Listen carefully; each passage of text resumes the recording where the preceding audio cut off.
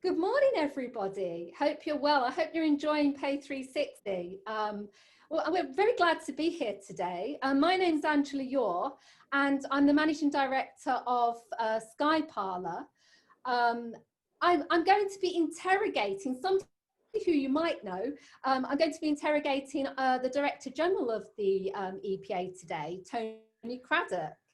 And we're going to talk about the W word.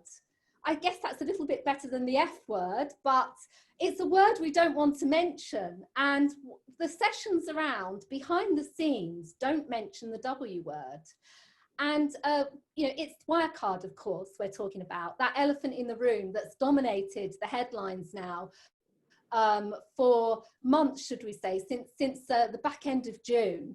And what we're going to do today is we're going to talk about how the crisis of epic proportions was avoided while the pandemic roared outside. So we had the issue of weather in the storm of the COVID crisis that hit, and then lightning struck with what happened with Wirecard. So let me introduce you. Now, I know that Tony's known by most people, but for people that are new to the session, there's hundreds of people from all around the world who are you know, who are active today and at PAY360. So for those people that don't know Tony, Tony's the Director General of the EPA. He's also an entrepreneur, and he's been running communities for most of his working life. He's an expert at galvanizing communities together. And from that, we get innovation, we get a much better collaboration and lots of new business sprouting up all over the world from the work that he's done. He's also an angel investor, and he's editor of the co-editor of the PayTech book, and co-founder of something that's very close to his heart, which is the Inclusion Foundation, which is work which is centered all around financial inclusion. So in a way, it was no surprise, Tony. Morning, Tony, by the way. Hi, Angela. It's a privilege to be here. And with that sort of introduction, I'm challenged by making sure I don't disappoint anybody in the next few minutes to come. Well, to be honest, we're here. The technology's working. You've got your background there, which looks great. So I think we'll be fine. But I was just about to say that it was no surprise that you was front and center involved because of the members' reaction to the Wirecard suspected industry fraud case when the story broke. So, you know, when did you start to get rumblings from your community, or from our community, I should say? Well, we've had the news of the incredible Wirecard commercial success over the last decade or so, and we've seen this organization grow from essentially a complete outside technology company into an acquisitive, organically fast-growing company with some great people working in it, and actually people who we know and who are good friends of ours. In fact, Wirecard Card Solutions is a member of the EPA. So, you know, we've known a lot about them and worked closely with them. I think the particular highlight that we've noticed to do with the potential and apparent fraud has been rumbling along for some time. It's interesting. When I think of this story, I think of so I'm a cyclist. So Lance Armstrong was my hero. I absolutely admired him. Phenomenal story. But there was somebody in the background called David Walsh, and David Walsh was a cycling journalist, and he, over the years, was seeing some things that didn't seem quite right, and he wrote books about it. And he published things. In fact, he published things that in the end, Lance Armstrong sued him for and actually cost his publication a great deal of money. But it turned out that actually David Walsh was right and that Lance Armstrong was a cheat. Now, we don't know yet, and bear in mind, we don't know yet what really happened at Wirecard. But, and so what I'm saying are my own personal opinions, and certainly not speaking on behalf of the industry. But over the last few years, we've been looking at the phenomenal performance of Wirecard. We've been looking at their 200 billion euro market valuation. We've been looking at them knocking Deutsche Bank out of the top 100 DAX companies on the stock market in Germany. And we've been thinking, what an incredible story. And maybe it's a bit too good to be true. And that's what the Financial Times have been doing. They've been digging around and publishing and commenting on this. And we've been saying, well, you know, we should be loyal to our members and not challenge them. But you know what? A few weeks ago, mid-June, the newspapers were getting very, very lively and making assertions about what was really going on. So the first thing we knew about it was mid-June, well, this particular crisis was mid-June, when the newspaper suggested there really was a hole in the accounts. So yeah, it was. I mean, you know, for a while, Dan McCrum from the FT, he was the investigative journalist there, along with some of his colleagues, took the story up. And, you know, there was a time when they were even, you know, concerned for their own security. They felt like they were being followed. The CEO of Wirecard, Marcus Braun, you know, was accusing the industry of trying to create an environment for short selling. And, you know, the regulator and, you know, everyone seemed to be behind Wirecard. So, you know, when we were reading these articles from Dan McCrum, obviously we wanted to believe that he was wrong, but did we think it was the stuff of fairy tales? Did we think there was nothing in it? Or did we just think, you know, what did that sort of create in the minds of you know, hearsay you were meeting? I actually think that we all thought back to Enron. Enron, $67 billion worth of valuation destroyed, what proved to be criminal activity, and people were locked up for it. We thought that corporate governance had changed as a result of Enron, and we thought there's no way in which that could be happening again. Well, I thought there's no way in which BaFin would have had, this is BaFin is the German regulator, would not have spotted this. If anything, that's a regulator that's particularly careful about, certainly in terms of payments and regulation, very, very enforcing of supervision and compliance. So this was a real shock to us. And we have to say, I mean, I don't know if you ever met the CEO, but he was obviously very good at deflecting what was happening by the media strategy that Wirecard and he adopted, because it was clear to anyone that spoke to the UK team that they were completely none the wiser themselves to what was going on. So this is a really, really important thing we've got to put right up front, is the UK team worked for what was the BIN sponsoring and e-money issuing part of Newcastle Building Society. It was set up by the departed Chris Reddish, an old friend of ours and an industry founder. He founded the Prepaid International Forum. And he came from there, and you know what? We all thought that was a standalone business, and it was simply using the Wirecard brand and some of the Wirecard support. So let's distinguish between the organizations in Dubai and the Philippines and Singapore, from the which were merchant acquiring and processing businesses, and the BIN sponsoring and issuing business run by the team up in Newcastle. Different Definitely. bunch. I mean, you know, we know for a fact that the processing, you know, even Dan McCrum got it wrong, because, you know, he talked about Wirecard being a processor, but Wirecard wasn't the processor in the UK. And the processor that we know and is a fantastic outfit is you know, was also blindsided by this. So let's not also forget that the regulators here, the FCA, was looking quite carefully at Wirecard, looking at all of these things, because their job is to watch out for when companies are apparently going to be in trouble, and to make sure that there is nothing that's going to cause a systemic failure that will ultimately compromise consumers and put consumers at risk, which is, you know, the FCA, great partners of ours. They do a really great job, Angela, as you know.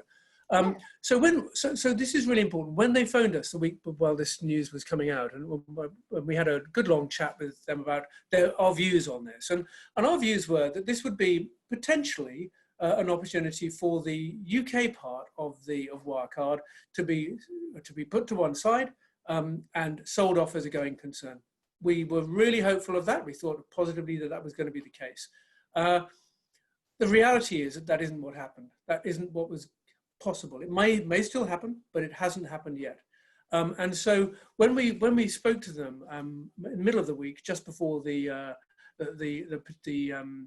payments lockdown, which is what we call it, when these card accounts from 75 plus programs were frozen, we thought it was all going to be fine.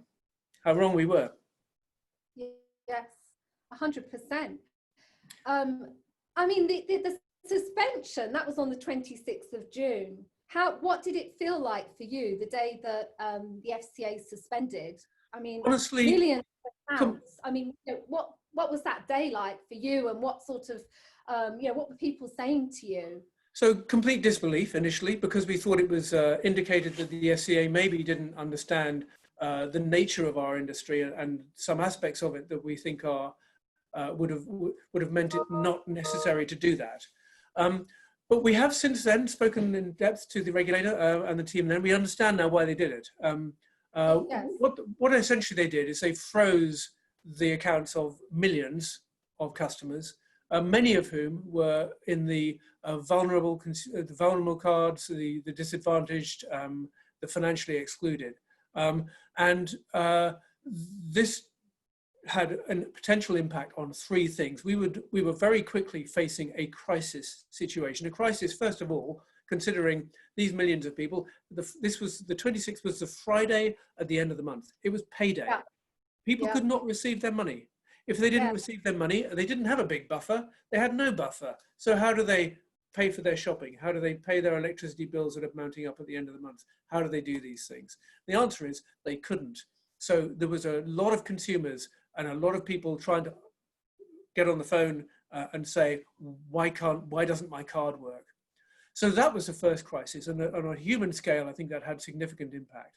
The second crisis was, what about those program managers and issuers and organizations that were working with Wirecard Card Solutions in the UK that suddenly found they couldn't service their clients, they couldn't service their consumers, they couldn't take money in and they couldn't take money out. So of course, I'll give you a lovely example of Curve. Curve is one of our patrons, and I love the product. I use it all the time. It's great. They had to absolutely pull out all the stops. They were actually migrating away from Wirecard.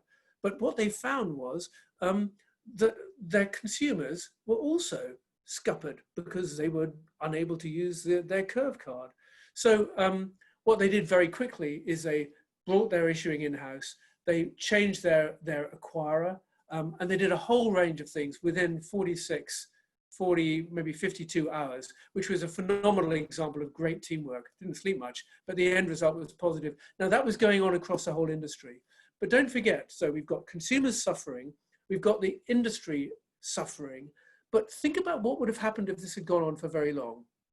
I think that was the thing. Now, you and I were in conversation during that period, and I know I was incredibly ill on the Saturday morning with a terrible tummy bug, and you know, I think I text you or you text me, and you know, you said I haven't slept all night because you know what was wearing on you was the impact that I think you're about to just speak about, which is if this had have got into the consumer press. You know what you know we don't want to discredit an industry that's taken blood, sweat and tears to build up, where London's the hotspot for it. And you know, it's such a fantastic industry that's growing and burgeoning, and I think that weighs quite heavily on your shoulders, didn't it? Well, I was genuinely very worried, and initially I took advice from, I spoke to my advisory board team, and we thought that actually the thing to do was for us to just pause and just reflect and observe and not make a statement, because we knew the FCA would have this in hand. There was going to be a reason why they thought it was necessary to lock these accounts. But as time went on, the unintended consequences of protecting consumers of these programs was materially very significant, not just on those consumers and not just on the companies serving them, but on the industry that we are so proud of, and of the UK's reputation as a centre of excellence and a centre of leadership in pay tech and fintech. You know, half of fintech in the UK is payments related. So So then we thought, okay, so what are we going to do? Now it's a trade association. We have only a certain amount of authority. I believe we have the power of speaking with a collective voice. And so what I did is I spent some time talking to a few people, and we drafted an open letter to the FCA. We said, we have to make it absolutely clear that they really do understand. Now, who could ever say the regulator doesn't understand? That would not be fair. They'd absolutely do their best, and they're very good at their payments regulation work. But in this case, we thought they need to understand the potential impact. We need to get to the point at which the money that, well, so let's work out what was going on with the FCA. Yeah. So why did the FCA do this?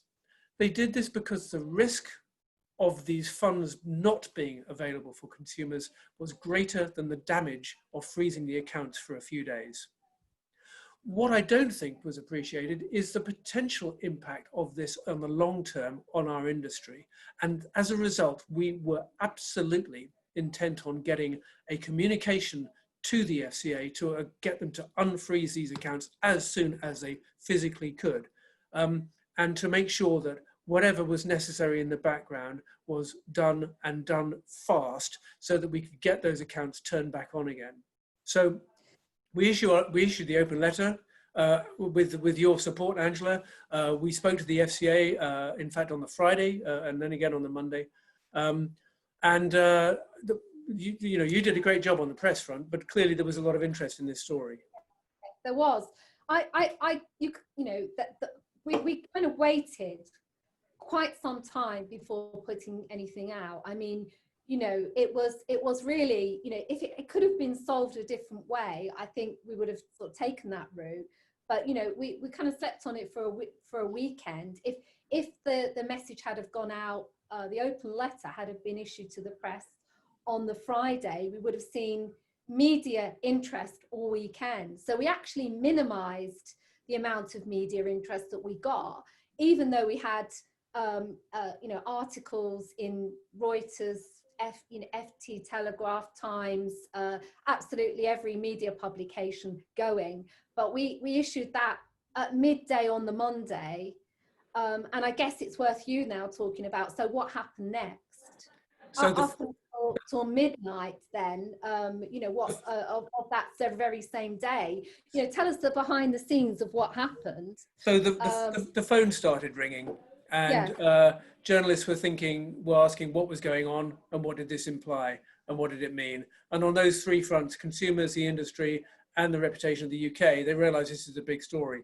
So I think behind the scenes, the FCA were busy ensuring that their ducks were in a row. Essentially, they wanted to make sure that the money was in a PRA-regulated bank account in the UK, and that there was sufficient funds to cover the liabilities against the outstanding card balances on the accounts of the millions of consumers who held cards issued or been sponsored by Wirecard Card Solutions.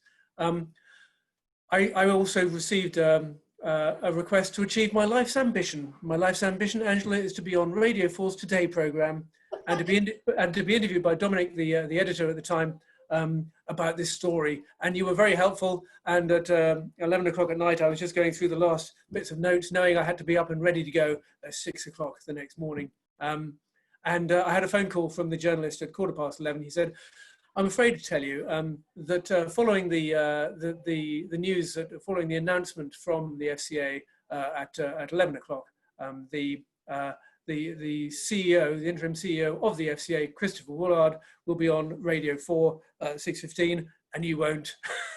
but apart from me not achieving my lifetime ambition, I do believe it was the right thing, and I'm very reassured to see that and delighted to see the FCA did move very fast.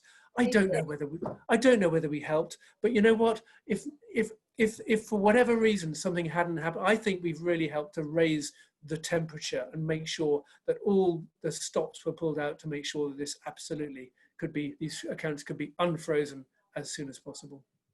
So do you think that with the suspension being as short as it was in the end, that we've minimised, or not we, but the damage has been minimised to the sector?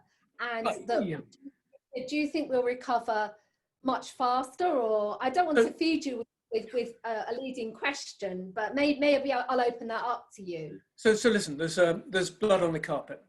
There's blood on the carpet. I think the blood is originated from an accounting and auditing problem, not a payments problem.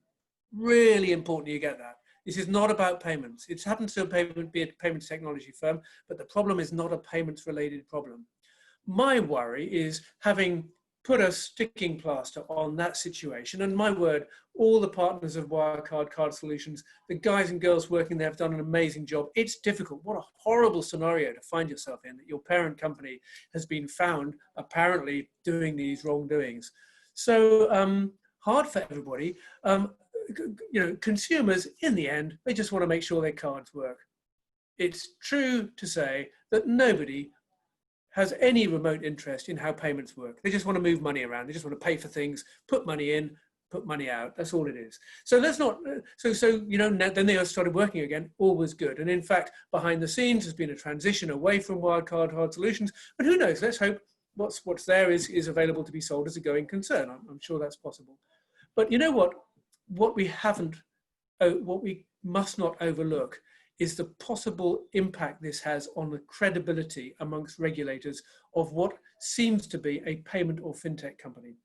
So, so we heard that the European Commission's finance director, executive vice president of finance, whose name I'm afraid I can't remember, on Friday last week, announced that they were going to be undertaking a full review of fintech to ensure that this sort of scenario never happens again. We also have been in conversations with the FCA, who are having another good look at this. This is not something that that they're going to overlook. They don't like it. They don't like the fact that they were working all weekend. They don't like the fact that the reputation of the industry has perhaps been compromised by this.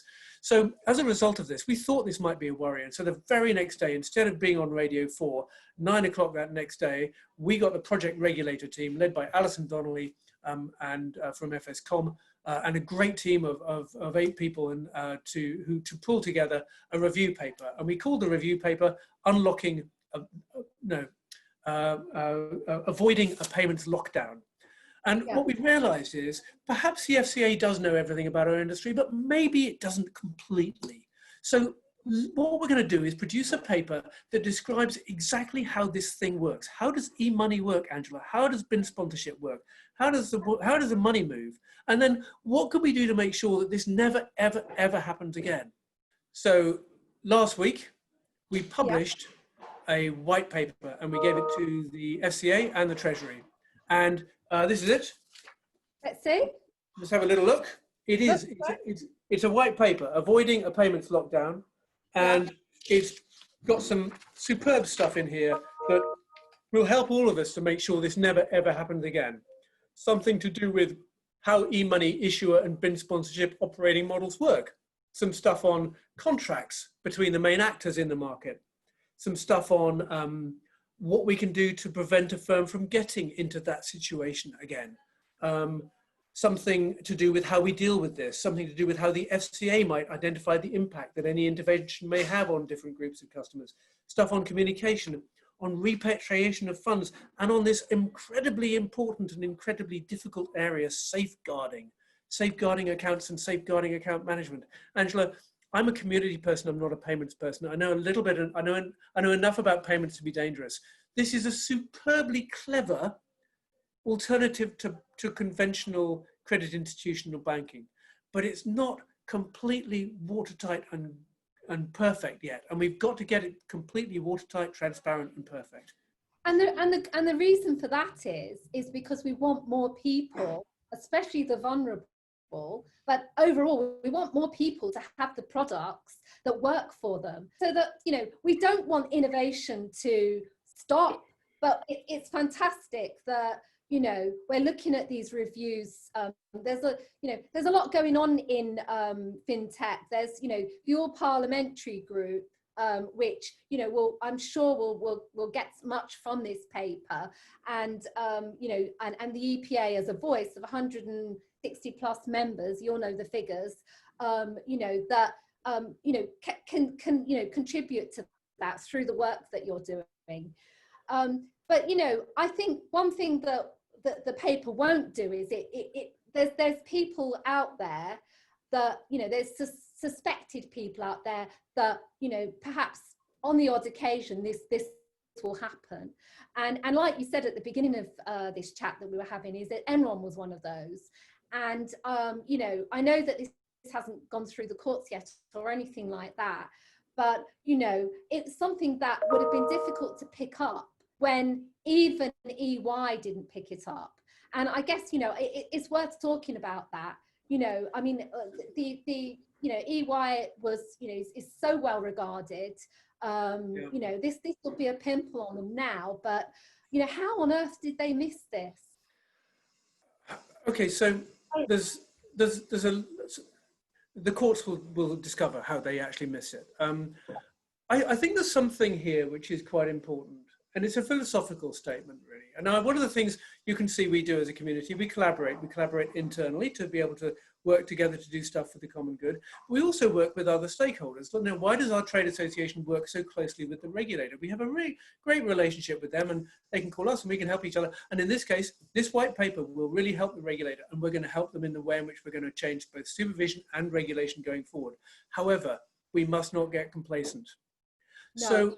So one of the things that in some cultures we do is we look at status as something that infers authority. Now, just because you're a chief executive, just because you're a chief executive of a company in the top 100 companies on the DAX exchange in Germany, just because you're recognized and courted by the media and you are able to speak with great eloquence, it does not mean to say that you can make your accounts add up. And so you've got to really drill down and be transparent. To me, this is a call for transparency in our industry. And that's why we want, for example, under safeguarding, to put in some initiatives that really ensure that these are absolutely transparent, clear, and understood. Because then you can do what Ronald Reagan did. He always had a belief in trusting people. He said, first I trust, and then I verify. And in this case, there was too much trust and not enough verification. Yeah, and you know, I think we could say that this could be a one-off. But, you know, what we want to make sure with the work that you're doing, Tony, and that's being done throughout the industry and globally, you know, with announcements from BaFin as well this week, and you said the EU, we just want to make sure that this doesn't happen again. But at the same time, we don't have you know, our hands tied in terms of innovation. So we get that balance right, because, you know, this may have happened anyway, even if we had had more stringent regulation. You know, if this suspected bad stuff was going on, perhaps, you know, it would have got caught earlier, perhaps, but it still would have happened. No, I agree with you. And you know what, this is something, so when I was in this industry at the very beginning, and I had a sense that there was something exciting going to happen in digital payments. And I set up the global prepaid exchange. And prepaid was a tiny little part of the payments industry. And it became e-money, and it's boomed, and it's now a significant part of how people pay and get paid. And I think, you know, we have the responsibility now. In those days, we could perhaps be, you know, a little bit in the Wild West and the cowboys. We can't afford that anymore. So part of this is a process of growing up and being taken seriously. And when you listen into Chris Hill, Mitch, and the other person on the panel tomorrow, and Robert Courtnidge, of course, on the panel tomorrow afternoon, where they're going to drill down into what it is that we're really recommending the FCA look seriously at doing, I think you'll see where it's all about being more responsible. It's about being more grown up. It's about standing up and being counted for and being dependable and ultimately being transparent so that consumers are protected, our industry grows and expands for the benefit of all of its stakeholders, and ultimately the UK can continue to promote itself as the world-leading, world-class centre of excellence in how money is moved in the payments industry. I'm confident we can do that. We have to work collaboratively and with confidence in order to make sure that happens. And if we could look back, you know, if we were 12 months ahead now and we could look back 12 months, what would you have liked to have seen happen in you know, the next next 12 months. It might be longer than that. This industry, we're still in our teenage years, like you say, and we're growing up as an industry, and we're going to get stronger and better. But, you know, well, how would you like to see us 12 months from now? So in this case, I would like to see the number of people in the payment supervision department of the FCA triple. Yeah. I would like to see the deployment of technologies that enable real-time access from the regulator, for the regulator, so the regulator knows the health and well-being of our members and of other e-money issuers and program managers. In other words, so they know what's going on. And I would like to see more innovation in a responsible and transparent way. Finally, my final question, and I guess, you know, we would need a crystal ball for this, but I'm going to ask it anyway. Do you think Wirecard will survive this? So the Wirecard brand, of course, won't survive this. Will the companies within the group? Not all of them will survive it. What I love about our industry, typically, is there's what's called a self-healing web. So it's a web of intermeshed companies. And what happens is we'll work together. If there's one failure within there, just like a spider's web, it's very easy. If there's a break in the web, what happens is a spider comes along and mends it. It just floats and nobody knows the difference. So you very rarely get any company failures in this market. And normally the assets get taken up and absorbed by other people. That's the nature of the game. I'm very, very hopeful that what was Newcastle Building Society and is now Wirecard Card Solutions, I hope that team stays intact. I hope that their clients are re-established as a standalone entity in the market, because we need them. I also hope that the competitors that are able to take them up will take them up and help them out. And I hope that their clients either take the work in-house, which normally happens when people become successful in that space, or at least continue to use them. I hope that I'm very confident about the potential for the UK entity to survive. The rest of the business, I'm not in a position to say. Well, I think that's a great way to end it, because there is uncertainty, but there's also a great future ahead. And we'll continue to weather this storm and get stronger from it, and become more resilient and become better. And I'd just like to say, thanks for being so open and honest, and also for all the hard work that you've done and do for the industry, Tony. We very much appreciate it. Thank you. It's my pleasure. It really is.